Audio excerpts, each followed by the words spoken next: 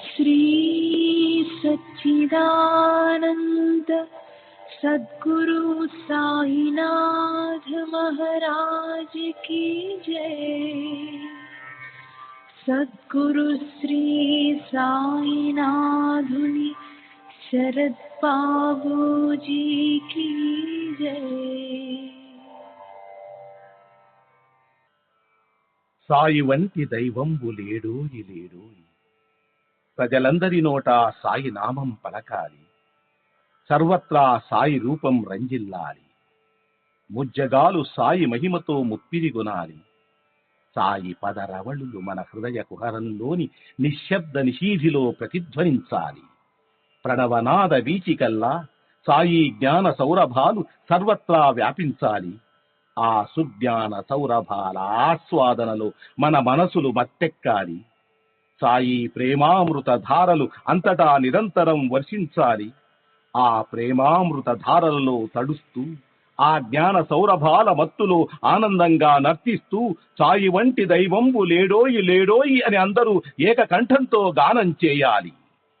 అదే నా ఆశ, ఆశయం, ఆకాంక్ష. అదొక మధుర స్వప్నం.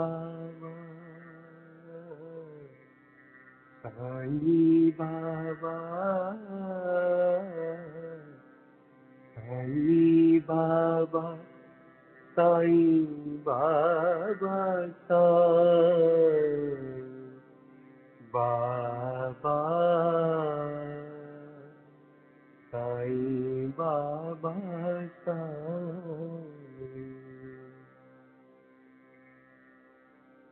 साई बाबा साई बाबा बाबा साई बाबा साई बाबा साई बाबा साई बाबा साई बाबा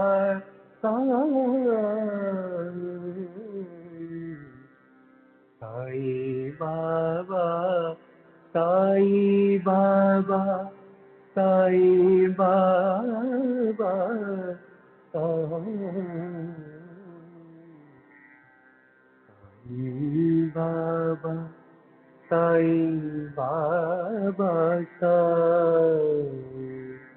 बाबा साई बाबा साई बाबा साई बाबा बाबा साई बाबा साई बाबा साई बाबा बाबा साई बाबा साई बाबा साई बाबा साई बाबा साई बाबा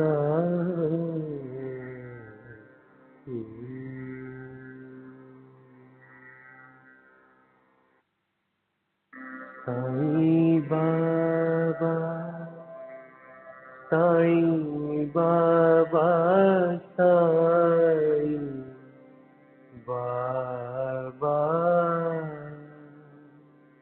साई बाबा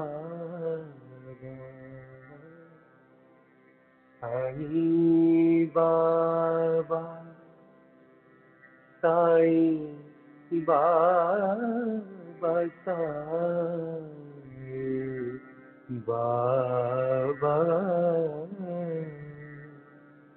साई बाबा साई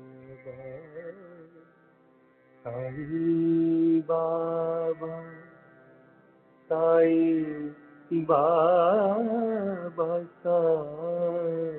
साई बाबा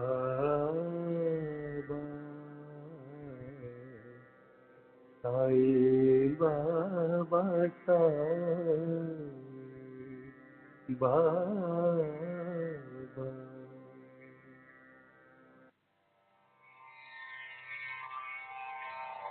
श्री सच्चिदानंद सद्गुरु साईनाथ महाराज की जय। सद्गुरु श्री साईनाथुनि शरद बाबूजी की जय।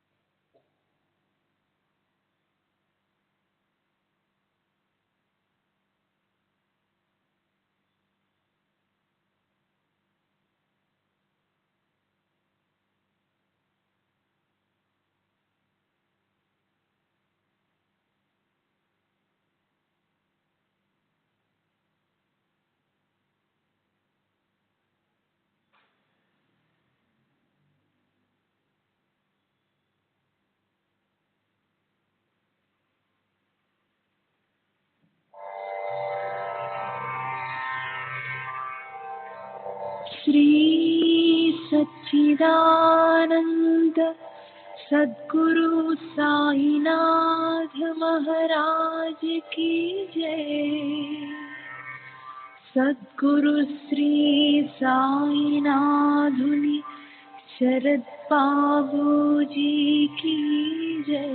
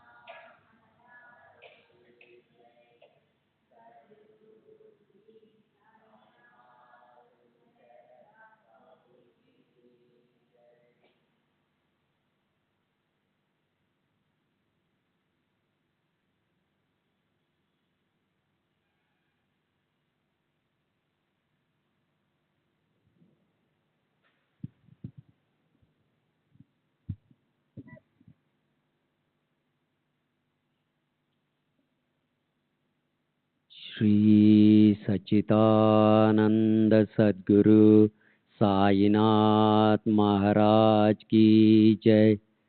सद्गुरु श्री साईनाथ शरद बाबूजी की जय।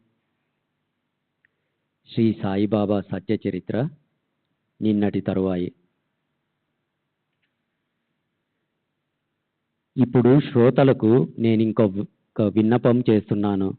ఒక్క క్షణం చిత్తాన్ని స్థిరం చేసి నా నిశ్చయాన్ని దృఢపరిచి నాకు అనుభవాన్నిచ్చిన సాయిబాబా స్వభావం గురించిన ఒక కథను వినండి. ఏదైనా ఒక మంచి పని చేయాలని నియమం పెట్టుకుంటే సాయి మహారాజ్ ఎలా ఉత్తేజం కలిగిస్తారో, పెదవి కదపకుండా ఎలా అనుగ్రహిస్తారో చూడండి. భక్తులు బాబాకి అనన్యంగా శరణు వెళ్తే వారికి భక్తి యొక్క గొప్పతనం అనుభవంలోకి వస్తుంది.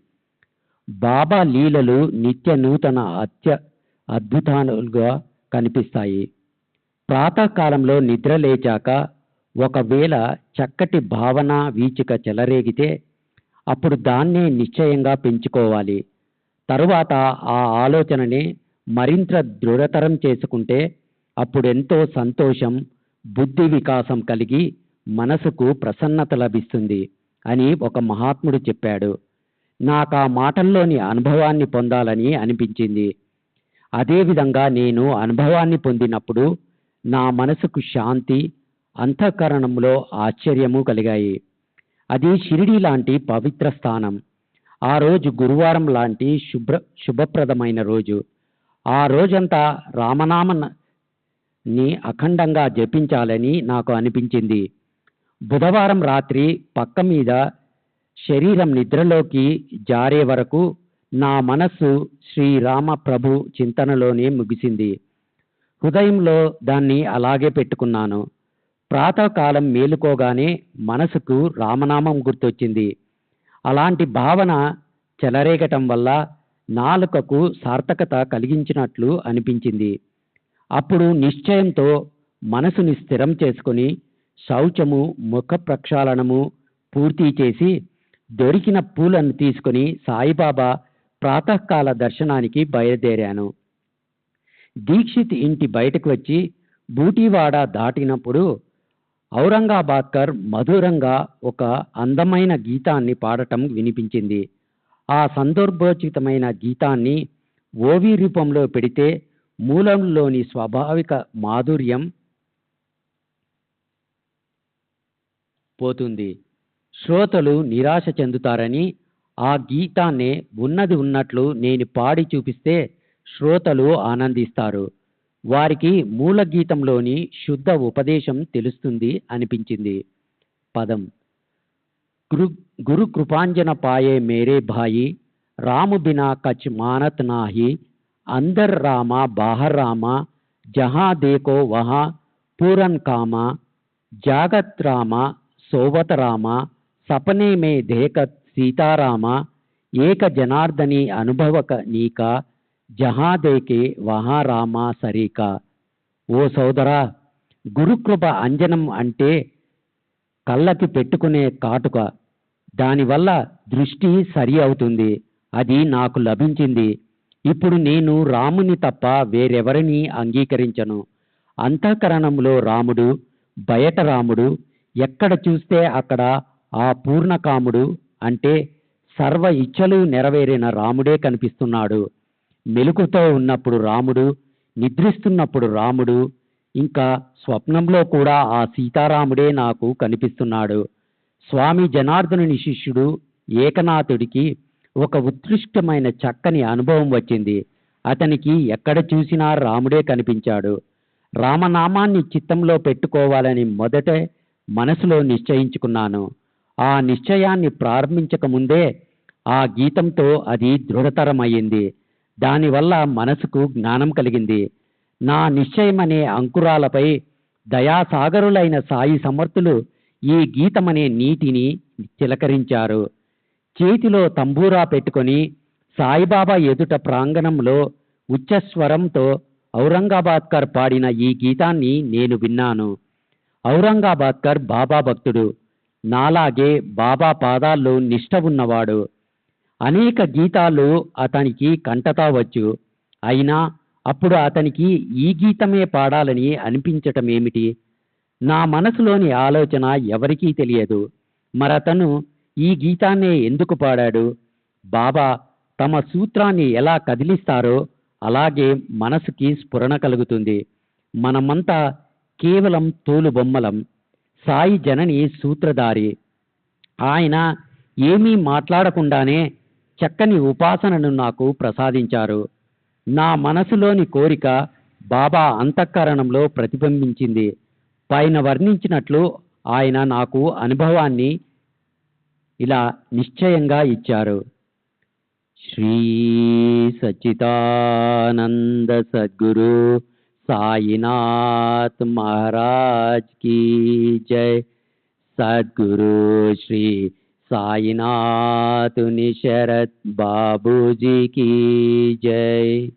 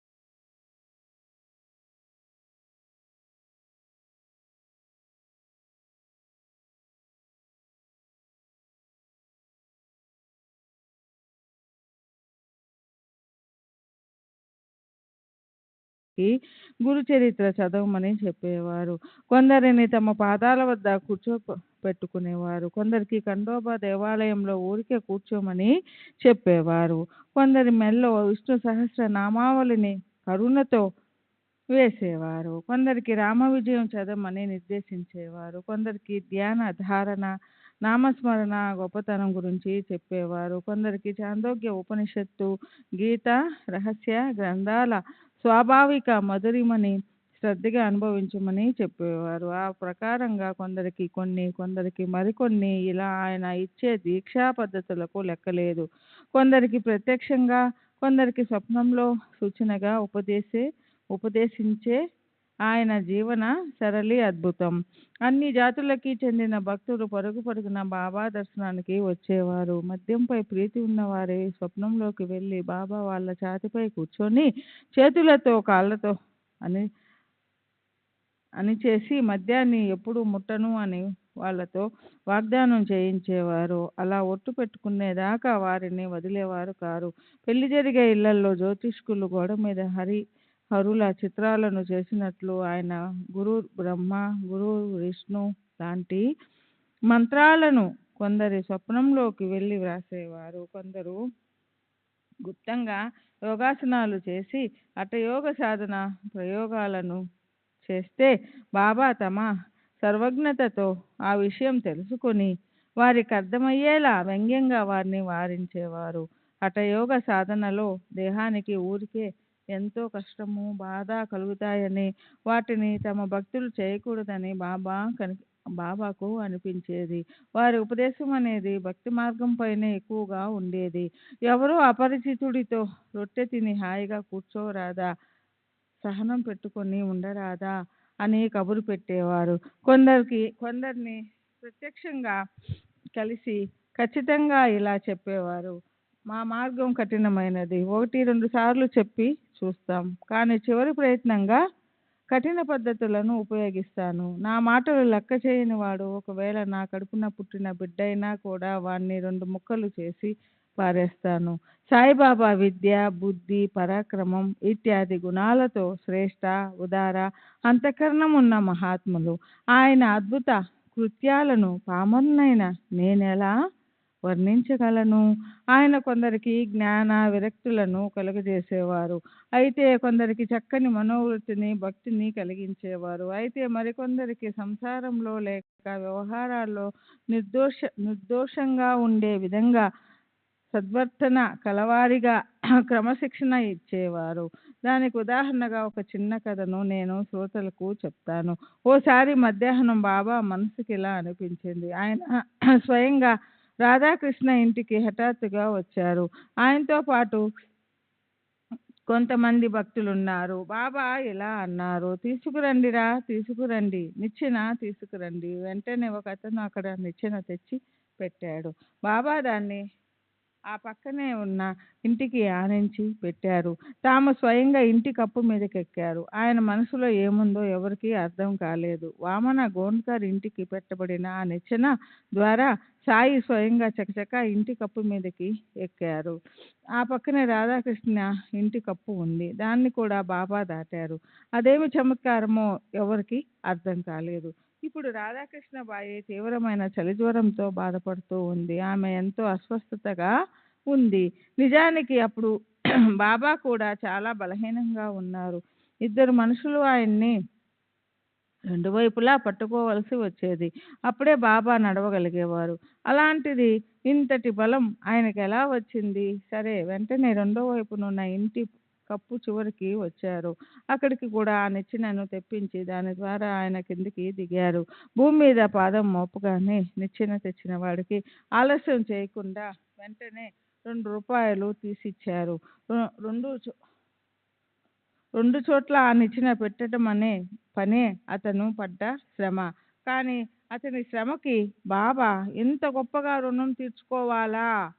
అక్కడున్న వారికి సహజంగానే కుతూహలం ఉత్పన్నమైంది. నిచ్చెన తెచ్చిన వాడికి బాబా ఇంత డబ్బు ఎందుకు ఇచ్చారని వారిలో ఒకరెవరో బాబాని అడగమన్నారు. అంతలో ఎవరో ధైర్యం తెచ్చుకొని బాబాని ఆ విషయం అడిగినప్పుడు బాబా ఇలా అన్నారు, ఇతరుల శ్రమ ఎంత తక్కువైనా దాన్ని ఊరికే తీసుకోకూడదు. ఎవరితోనైనా పని చేయించుకుంటే వారి శ్రమను గురించి మనసులో ఆలోచించాలి. ఎవరి కష్టాన్ని ఊరికే తీసుకోకూడదు అని మనం మనసులో నియమం పెట్టుకోవాలి. బాబా అలా ఎందుకు చేశారు, దానికి నిజమైన కారణం ఎవరు తెలుసుకోగలరు? అది ఆయనకే తెలియాలి. మహాత్ముల మనసులు ఎంతో నిగూఢంగా ఉంటాయి. బాబా నోటి నుంచి వెలువడిన మాటలే మాకు అన్ని విధాలా ఆధారం. వాటిని అనుసరించి వ్యవహరించాలని నిశ్చయించుకుంటే మనసులోని వ్యవహారాలు సజావుగా నడుస్తాయి. సరే, రాబోయే అధ్యాయంలోని మధురమైన విషయాలు ఈ అధ్యాయం కన్నా మరింత అందంగా ఉంటాయి. ఒక పని మనిషి కూతురు వేదాంతంలోని గూఢ ప్రశ్నను విప్పి చెప్తుంది. దాసగను హరిదాసు అతను సామాన్య జనానికానికి ఉపకారం చేయడానికి సంస్కృత భాషలోని ఈశావ్యాస అనే పేరు గల ఉపనిషత్తుని మరాఠీ భాషలోకి అనువదించాలని నిశ్చయించుకున్నాడు. సాయి కృపతో గ్రంథమైతే వ్రాశాడు. కానీ ఏదో ఒక గూఢార్థం అర్థం కాకపోవడంతో మనసులో సంశయం కలిగింది. బాబా షిరిడీలో కూర్చొని దాన్ని ఎలా తీర్చారు? ఆయన దాసగనుతో ఇలా అన్నారు, నీవు పార్లేకి వెళ్ళినప్పుడు అక్కడ కాకాసాహెబ్ పనిపిల్ల నీ శంకకు సమాధానము ఇస్తుంది. సరే, ఆ అధ్యాయంలో ఈశావ్యాస ఉపనిషత్ అనే కమలం చుట్టూరా వాగ్దేవత సరస్వతి అనే భ్రమరం ఝుంకారాలు చేస్తూ తిరుగుతుంది. ఆ కమలం గుబాలించే పరిమళాన్ని కుశలతతో సేవించి బుద్ధిమంతులైన శ్రోతలు ప్రయోజనం పొందాలి. సరే, రాబోయే అధ్యాయంలో ఇదే చెప్పబడింది. చేసేవారు చేయించేవారు దయాసాగరులైన శ్రీ సాయియే. శ్రోతలు విశ్రాంతిగా శ్రవణం చేయాలి. అప్పుడు వారికి శుభం కలుగుతుంది. హెమాడు పంతు సాయిబాబాకి శరణు వచ్చాడు. అలాగే సమస్త జీవుల్లో ఉండే పరమేశ్వరునిలో లీనమైనాడు. శ్రోతలు నాకు శ్రద్ధ దానం చేయాలి. ఈ సాయి కథల నిరూపణ మధురంగా ఉంటుంది. సర్వులకి శుభమస్తు. ఈ ప్రకారంగా సత్పురుషులు సజ్జనులు ప్రేరణ కలిగించిన భక్త హేమాడ్ పంత్ రచించిన శ్రీ సాయి సమర్థుల సత్య చరిత్రలోని మదనుగ్రహం 2 అనే పేరు గల 19వ అధ్యాయం ముగిసింది. శ్రీ సద్గురు సాయినాథార్పమస్తు. శుభం భవతు. ఈ అధ్యాయం 19వ అధ్యాయానికి పరిపూర్ణ వివరణ. ఈ అధ్యాయం అన్నిటికన్నా పెద్దది, అలాగే అన్నిటికన్నా ఎంతో గొప్పది. ఇందులో దగ్గరగా సగానికి మించి ఓబీలు కేవలం బాబా నోటి నుంచి ఉపదేశ ప్రవచనాలుగా జాలువారినవే. అదీగాక హెమాడు పంతు అడుగడుగున స్పష్టీకరించిన ప్రబోధాత్మక వివేచన కూడా ఉంది. మొదట హెమాడు పంతు అంతరాత్మ వాస్తవికంగా ఎలా ఉంటుందో చెప్పి, సంసారంలో జనులు మూర్ఖులుగా దేహాన్నే ఆత్మగా భావించి సుఖదుఖాలను అనుభవించడం, కర్తృత్వం అనే సుడిగుండంలో పడి దుఃఖితులై కష్టాలు పడడం గురించి చెప్పారు. అలా ఆత్మ స్వతహాగా నిర్వికారి, స్ఫటికంలాగా దోషరహితంగా ఉండి కూడా సంసారంలో మాయతో కర్మలతో బంధించబడినట్లు కనిపిస్తుంది.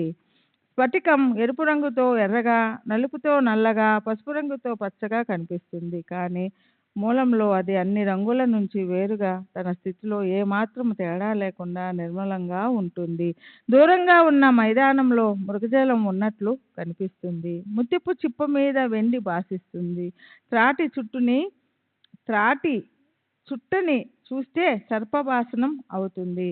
త్రాటి మీద సర్ప ఆరోపణ వస్తుతం ఆధారం లేకుండా ఊరికే అయినట్లు, అలాగే నేను ఈ దేహాన్ని అన్న అభిమానం ముక్త స్థితిలో ఉన్న ఆత్మకి మిథ్యాబంధనాన్ని తీసుకొస్తుంది. దేహము, ఇంద్రియాలు, మనస్సు, ప్రాణము వీటిపై అభిమానం ఉన్నంత వరకు కర్తృత్వము, భోక్తృత్వము ఉంటాయి. వాటి జ్ఞానాన్ని కూడా ఆపలేము.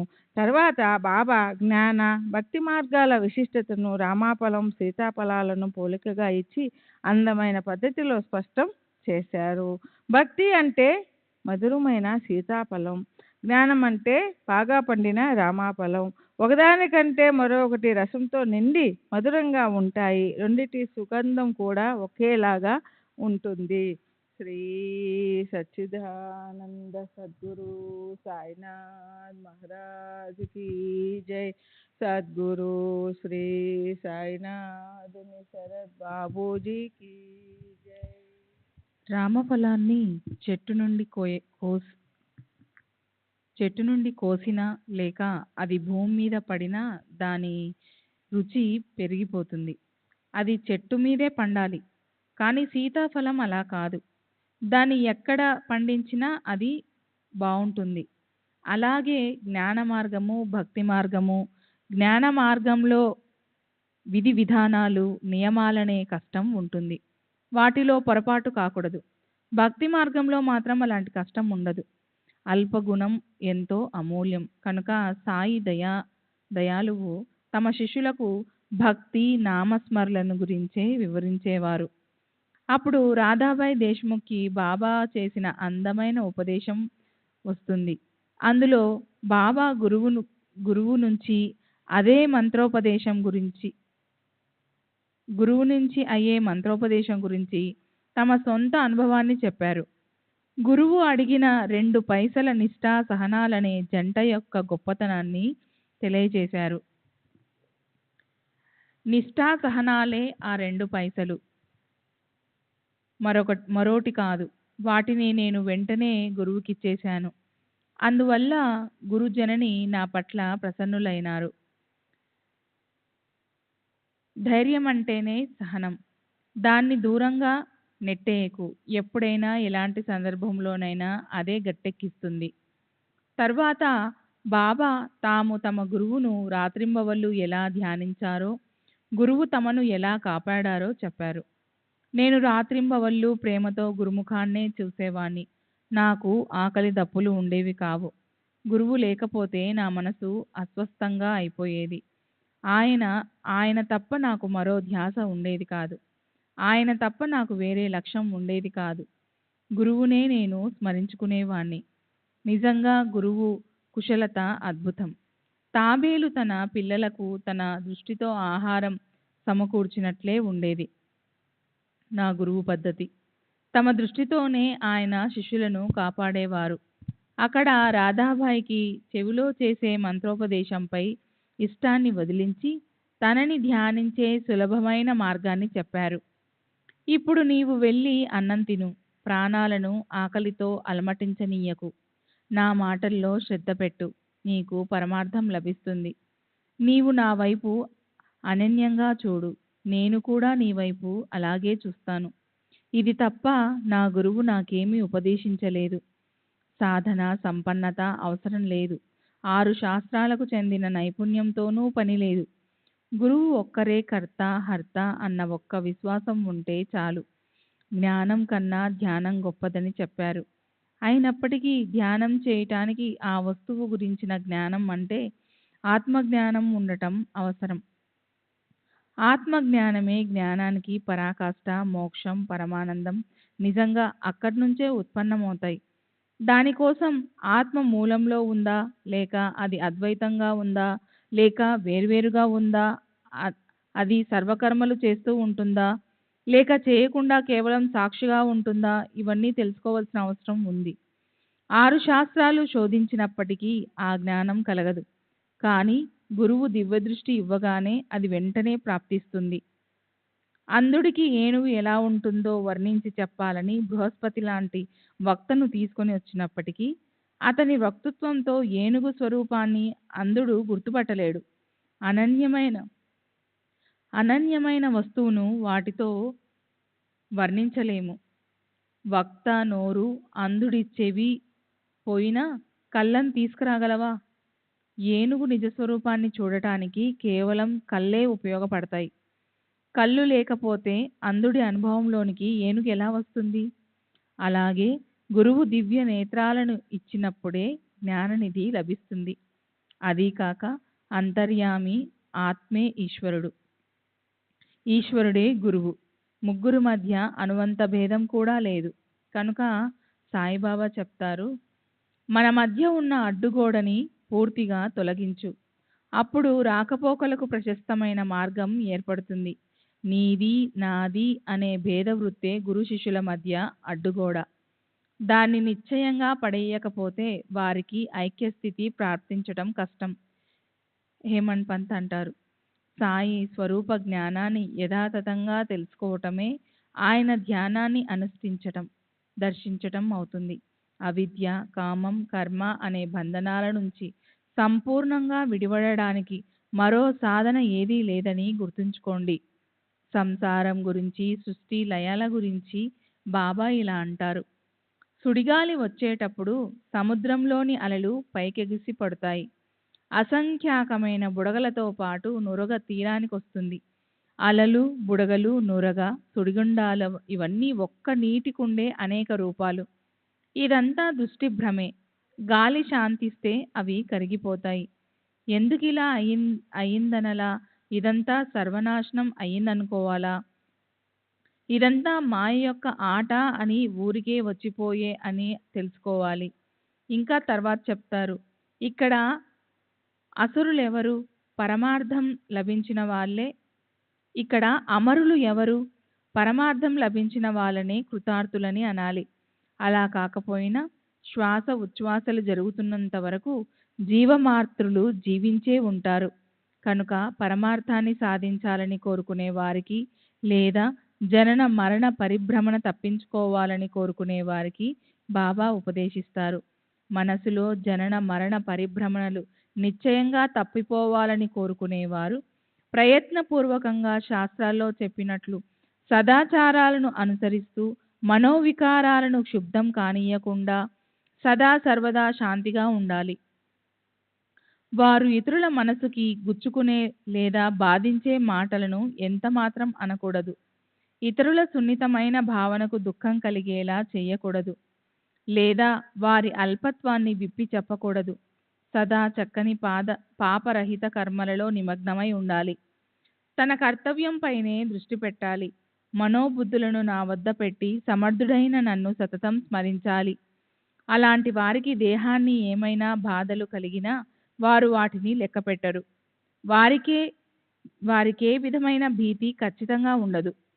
నా వైపు అనన్యంగా చూసేవారు, పాపాల నుంచి ముక్తులను చేయగల నా కథలను శ్రద్ధగా వర్ణించేవారు, వినేవారు, నాపై తప్ప ఎవరిపైనా భక్తిని కలిగి ఉండని వారు,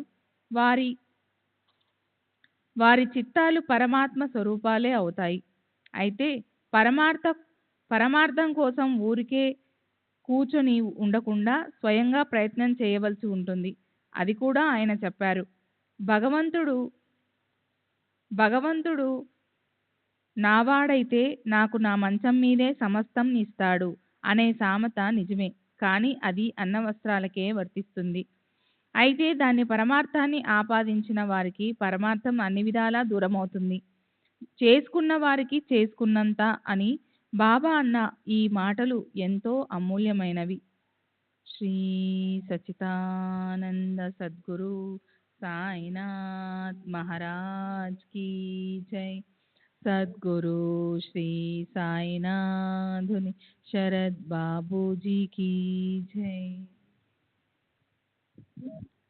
గీతలో శ్రీకృష్ణ భగవానుడు ఇలా అన్నారు, ఏ యదామం ప్రపద్యంతే తాస్థంతైవ భజామహ్యం. ఇదెంతో నిజం. భారాలన్నీ తాము చేసిన కర్మ మీదే ఉంటాయి. యదా కర్మ యదా శ్రుత జైసా అఖ్యాస తైసేహిత. అదే ఇందులో బోధామృతం. కనుక బాబా ఇంకా స్పష్టం చేసి చెప్తారు, మీరు తీవ్రంగా ప్రయత్నిస్తూ ఫలాపేక్షను వదలండి. మీకు ఫలాన్నివ్వటానికి మీ వెనుక నేను నిలబడి ఉంటాను. అయితే మేము తీవ్రంగా ప్రయత్నించాలి, ఫలితం మాత్రం మీరు అనుభవించాలి అని మీరనవచ్చు. కానీ నా గురించి అలా అనుకోకండి. మానవులు సాధనకై తత్పరులై ఉండాలి. అయితే పరమార్థం కోసం భక్తులు ప్రయత్నం చేస్తుండాలి. వారి మనసులో ఒకానొక సద్భావన చెలరేగితే సాయి మహారాజు ఎలా ఉత్తేజాన్నిస్తారో, పెదవి కదపకుండా తమ అనుగ్రహాన్ని ఎలా కురిపిస్తారో, అది ముఖ్యంగా గురువారం లాంటి శుభప్రదమైన రోజు. షిరిడీ లాంటి పవిత్రమైన స్థానంలో రామనామ అఖండ ఆవర్తన చేయాలనే హేమాడ్ పంతు అనుభవం ద్వారా మనకు తెలుస్తుంది.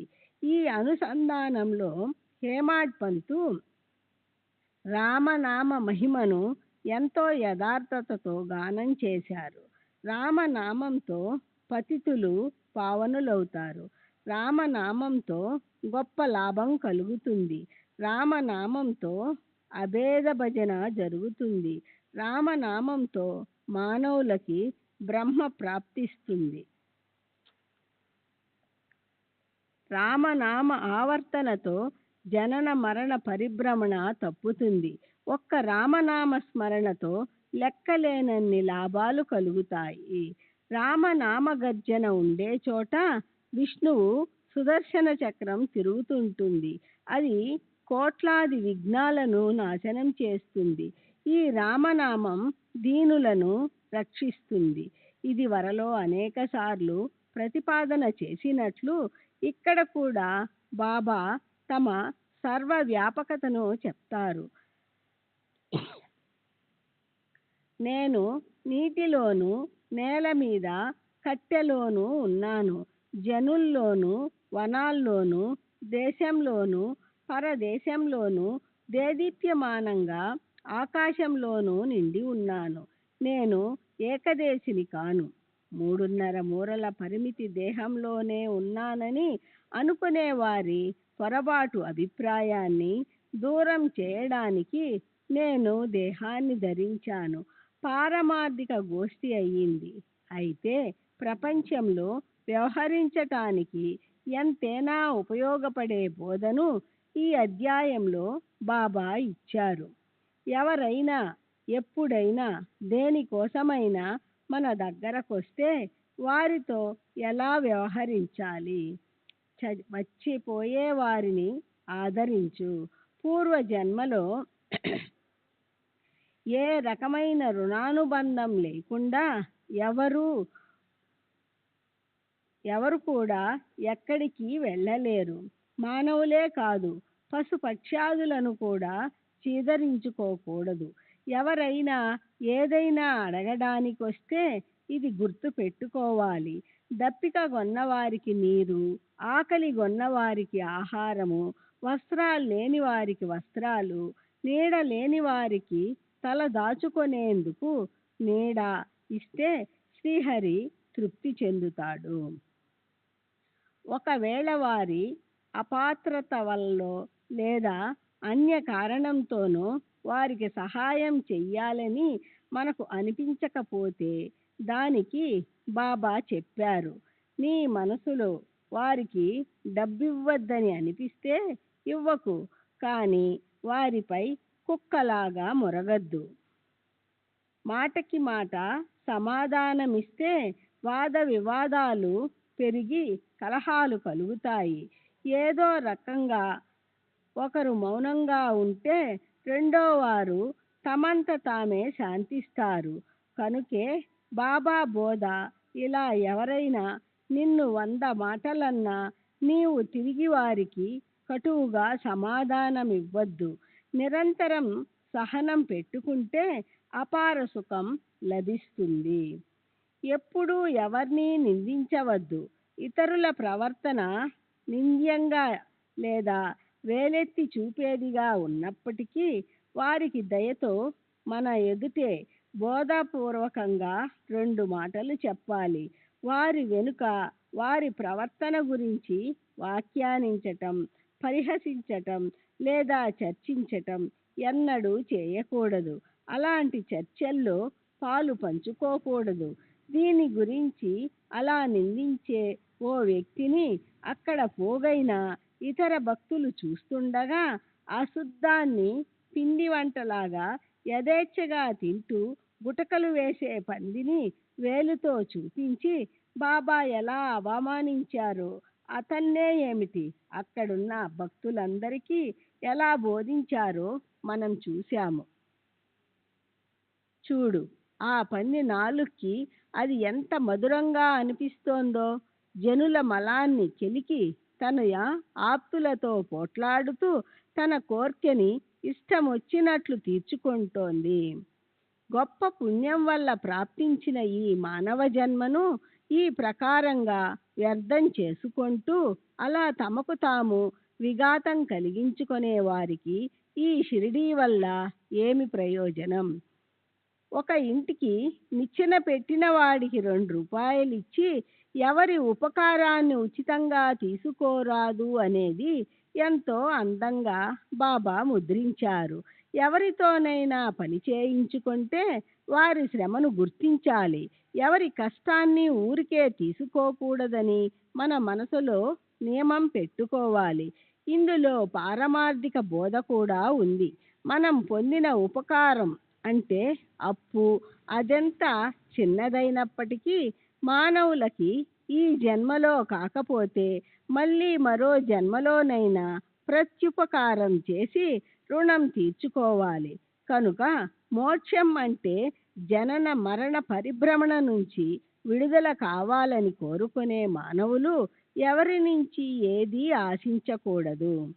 ఎవరి శ్రమను లేదా వస్తువులను ఊరికే తీసుకోకూడదు. దానికి మాత్రం ఒకటే విరుద్ధత ఉంది. ఒకవేళ అలాంటివి తీసుకొనే సేవ లేదా వస్తువు లాంటివి స్వీకరించకపోవడం వల్ల ఆ ఇచ్చిన వారి మనసుకు నిజంగా దుఃఖం కలిగితేనే అప్పుడది స్వీకరించటంలో అభ్యంతరం ఉండదు. బాబా క్రమశిక్షణ పాటించేవారు.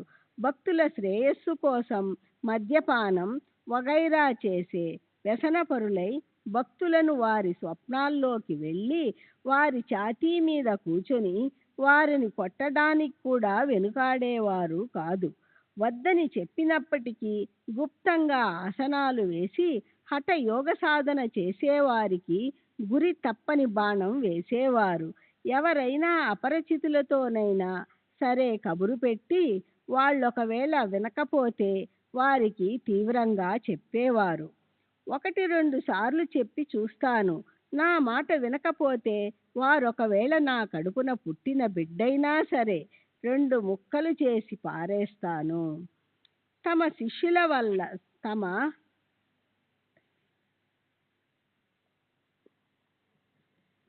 శ్రీ సచిదానంద సాయినాథ్ మహారాజ్ కి జై. సద్గురు శ్రీ సాయినాథ్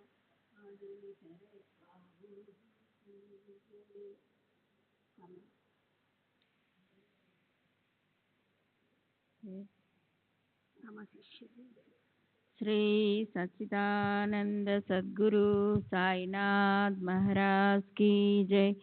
సద్గురు శ్రీ సాయినాథుని శరత్ బాబూజీ की जय. తమ శిష్యుల లేదా పిల్లల శ్రేయస్సు కోసం వారిని క్రమశిక్షణలో పెట్టడానికి కటువుగా వ్యవహరించేవారు. మొత్తానికి ఈ అధ్యాయ సాగరంలో బాబా ఉపదేశ వచనాలనే తరంగాలు వెంటనే ఊవెత్తున ఎగిసిపడుతున్నాయి. మళ్ళీ మళ్ళీ మునకలు వేస్తుంటే బోధ అనే రత్నాలు లభిస్తాయి. ఇందులోని ప్రతి ఒక్క విషయాన్ని మనసులో ముద్రించుకొని మనం వ్యవహరిస్తే నాకు ఖచ్చితంగా అనిపిస్తోంది హేమాడ్ పంత్కి ఇలాగే బాబా మన చేతిలో కూడా దోసెడు కలకండను ప్రసాదించి ఇలా అంటారు: కలకండల మధురమైన ఈ విషయం నీ మనసులోని ఇచ్చను నెరవేరుస్తుంది. నీకు దీనితో శ్రేయస్సు కలుగుతుంది.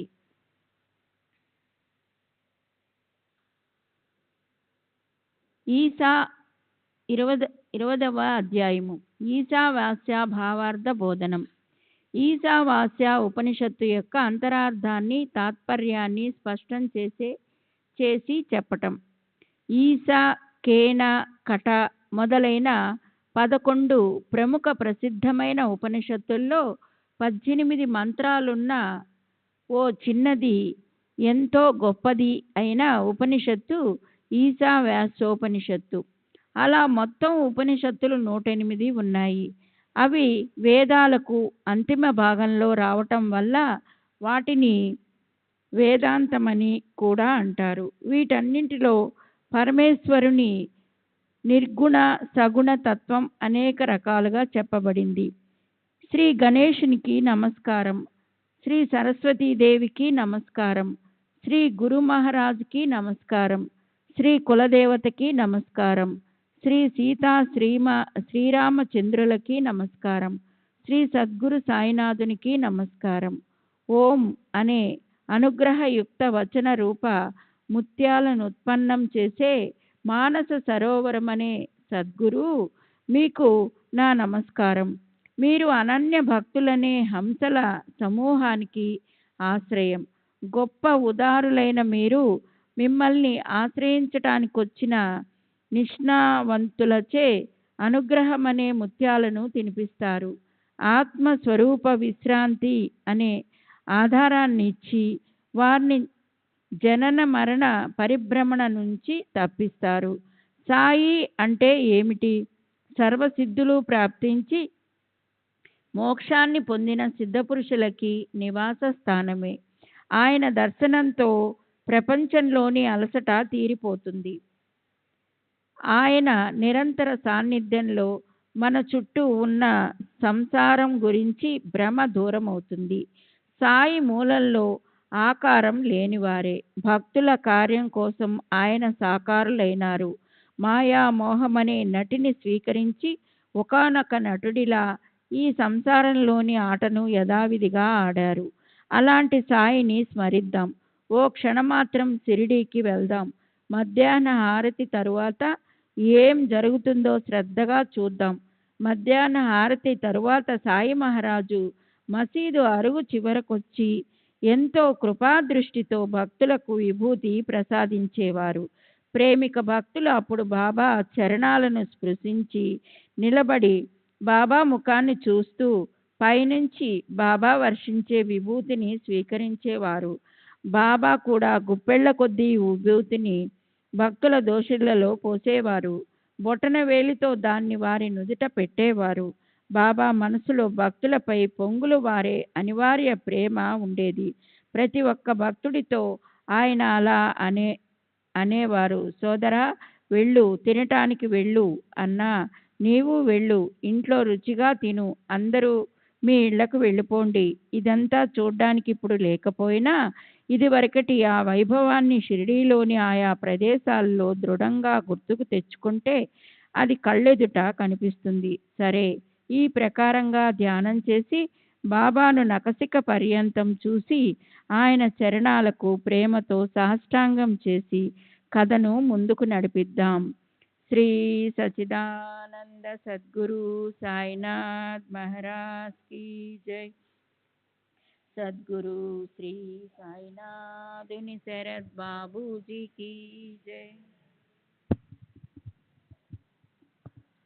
శృతుల అర్థాన్ని బాబా ఒక పనిపిల్లతో చెప్పిస్తారని గత అధ్యాయం చివర్లో శ్రోతలకు నేను చెప్పాను. ప్రసిద్ధి హరిదాసు గనుదాసు ఈశా వాష్య భావార్థ బోధిని అనే పేరుగల గ్రంథాన్ని రాయడం మొదలుపెట్టాడు. అతని మనసులో ఏదో సందేహం కలిగింది. దాన్నతను షిరిడీకి వచ్చి సద్గురు సాయి చరణాలకు విన్నవించాడు. దానికి నీవు ఇక్కడ నుంచి తిరిగి వెళ్ళేటప్పుడు ఈ సందేహ నివారణ కాక ఇంటి పని మనిషి చేస్తుంది అని బాబా అన్న ఆ కథనే మనం ముందుకు నడుపుదాం. శ్రోతలు శ్రద్ధగా వింటే చక్కని శ్రవణం అవుతుంది. సంస్కృత భాష తెలియని వారికి ఈశావాస్య ఉపనిషత్తులోని ప్రతి ఒక్క శబ్దానికి ఓవి రూపంలో అర్థాన్ని కలిపి స్పష్టం చేయాలని మనసులో కోరిక పెట్టుకుని ఈశావాస్య భావార్థబోధిని అనే గ్రంథాన్ని సహజంగా చక్కగా అర్థమయ్యేటట్లు ప్రాకృత మరాఠీ భాషలో రాయడం మొదలుపెట్టాడు దాసగను. ఈ ఉపనిషత్తుల అర్థం ఎంతో నిగూఢం.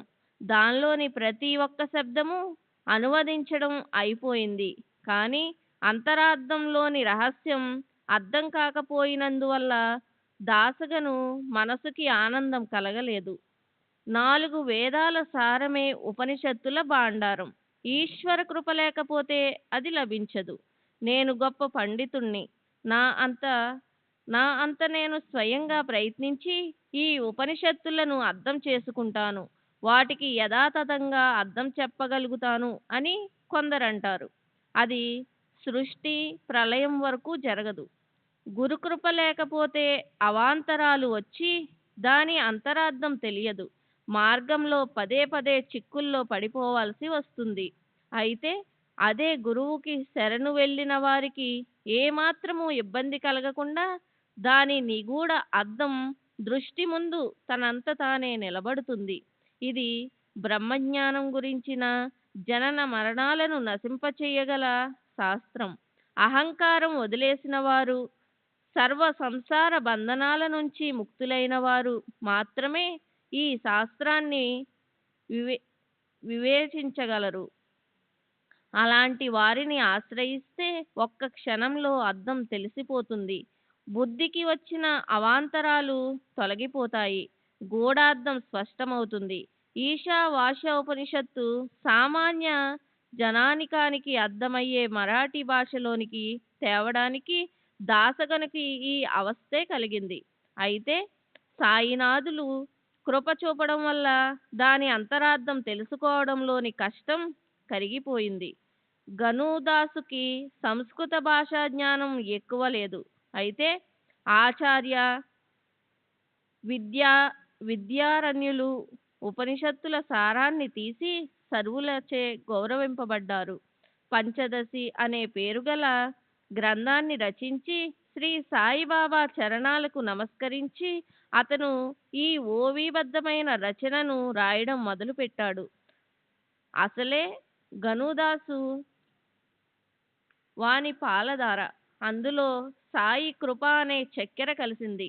నిరంతరం ప్రవహించే ఈ మధురిమను శ్రోతలు ఓ క్షణం పాటు స్వీకరించాలి. సరే, ఈశావాస్య భావార్థ బోధిని కొంచెంగా ప్రస్తావించాను. దాని మర్మం తెలుసుకోవాలనుకుంటే శ్రోతలు మూల గ్రంథాన్ని చూడాలి. ఈ కథను వర్ణించడంలో నా ఉద్దేశం వేరు. దాన్నిప్పుడు వినండి. తమ భక్తులు ఏదైనా గ్రంథం చదవబోతున్నప్పుడు వారికి ఏదైనా అర్థం కాని ఓ వాక్యం ఎదురైతే అప్పుడు సాయి మహారాజు ఆ భక్తుల శంకకి సమాధానం తాము స్వయంగా మాట్లాడకుండానే ఎలా ఇచ్చారో చూడండి. దాన్ని సారాంశ రూపంలో శ్రోతలకు చెప్పాలన్నదే నా మనసులోని అభిలాష. ఈ కథకు ఇదే కారణం. కృపతో శ్రద్ధ పెట్టి వినండి. ఓవిబద్ధమైన తాత్పర్యం వ్రాసి పండితులకి మాన్యం అర్థమయ్యేలా వ్రాయాలన్న దాసగను మనసులోని కోరిక కూడా నెరవేరింది. శ్రీ సచ్చిదానంద సద్గురు సాయినాథ్ మహారాజ్ की जय. सद्गुरु श्री साईनाथ निशरद बाबू जी की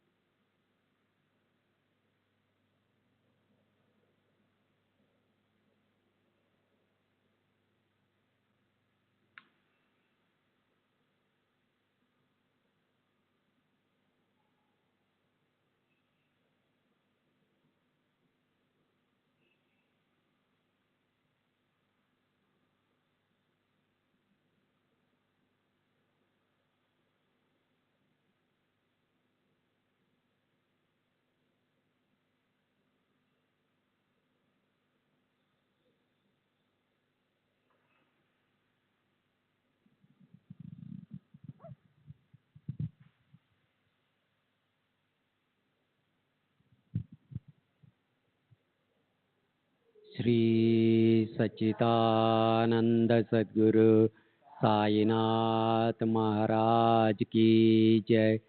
सद्गुरु श्री साईनाथ निशर बाबू जी की जय। साई रहम नजर करना, बच्चों का पालन करना। साई रहम नजर करना, बच्चों का पालन करना। जाना तुमने जगत पसारा, सब ही झूठ जमाना। जाना तुमने जगत पसारा, सब ही झूठ जमाना। साई रहम नजर करना, बच्चों का पालन करना। साई रहम नजर करना, बच्चों का पालन करना। मैं अंधा हूँ बंदा आपका, मुझसे पथ दिखलाना। मैं अंधा हूँ बंदा आपका, मुझसे पथ दिखलाना। साई रहम नजर करना, बच्चों का पालन करना। साई रहम नजर करना, बच्चों का पालन करना। दास गणों कहे अब क्या बोलो, थक गई मेरी रसना। दास गणों कहे अब क्या बोलो, थक गई मेरी रसना। साई रहम नजर करना, बच्चों का पालन करना। साई रहम नजर करना, बच्चों का पालन करना। रहम नजर कर अब मोरे साई, तुम बिना नहीं मुझे माँ बाप भाई। रहम नजर कर मैं अंधा हूँ बंदा तुम्हारा। मैं अंधा हूँ बंदा तुम्हारा। मैं ना जानो, मैं ना जानो, मैं ना जानो। अल्लाह इलाही रहम नजर कर, रहम नजर कर अब मोरे साई। तुम बिना नहीं मुझे माँ बाप भाई। रहम नजर कर खाली जमाना मैंने गमाया। खाली जमाना मैंने गमाया। साथिया किर का, साथिया किर का, साथिया किर का तुम बिना कोई। रहम नजर कर, रहम नजर कर अब मोरे साई। तुम बिना नहीं मुझे माँ बाप भाई। रहम नजर कर अपने मस्जिद का झाड़ू गनुआई। अपने मस्जिद का झाड़ू गनुआई। मालिक मारे, मालिक मारे, मालिक मारे तुम बाबा साई। रहम नजर कर, रहम नजर कर अब मोरे साई तुम बिना नहीं मुझे माँ बाप भाई रहम नजर करो। श्री सच्चिदानंद सद्गुरु साईनाथ महाराज की जय। सद्गुरु श्री साईनाथ निशर बाबूजी की जय।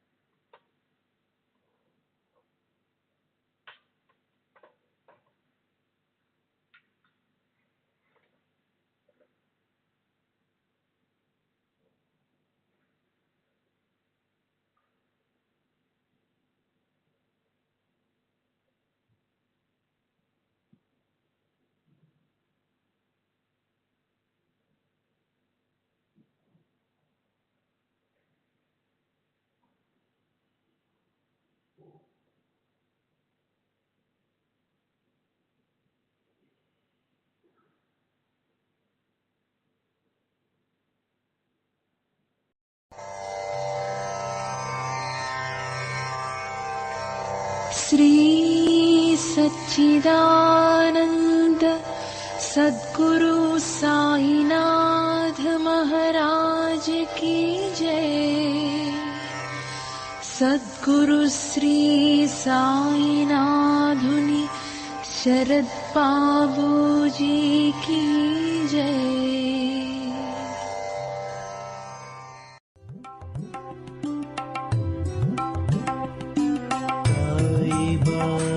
Sai